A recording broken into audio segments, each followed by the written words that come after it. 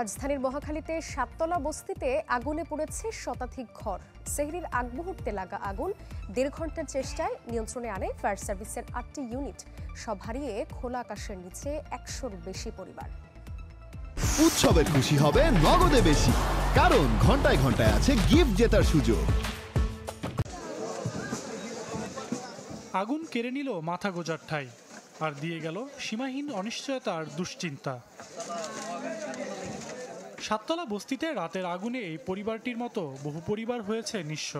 ক্ষতিগ্রস্তরা বলছেন, আগুন এতটাই আকস্মিক আর ভয়াবহ ছিল, কিছুই সঙ্গে নিয়ে বের হতে পারেননি।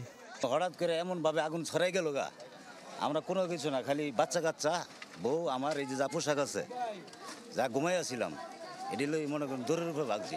১.৫ লাখ টাকার মতো আসলে, যে কালকে ছুটির পয়সাটা সব পাইছে, 2 লাখ টাকা ছিল, আবার স্বর্ণের জিনিস ছিল, এগুলো সব কিছু একটা সুতাও বাইর করতে পারিনি। নিঃস্ব হয়ে গেছে আমরা, কিছু নাই, আমরা মানে চলবো তাই হাত কিছু নাই।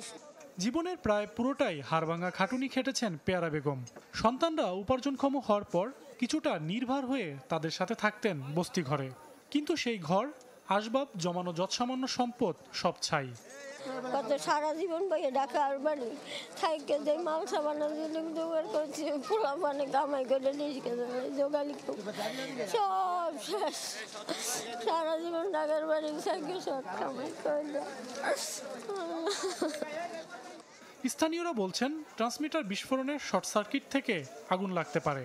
তবে ফায়ার সার্ভিস বলছে বিষয়টি তদন্তের পর বলা যাবে। কেউ বলছে চুলা থেকে, কেউ বৈদ্যুতিক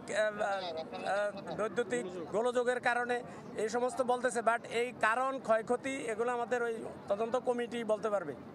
মঙ্গলবার দিবাগত ৩টা ৪০ সাততলা বস্তিতে আগুনের সূত্রপাত বলে ধারণা স্থানীয়দের। খবর পেয়ে ফায়ার সার্ভিসের মোট ৮টি ইউনিটের ১.৫ ঘন্টার প্রচেষ্টায় আগুন নিয়ন্ত্রণে আসে। সজল সাইক, চ্যানেল 24, ঢাকা।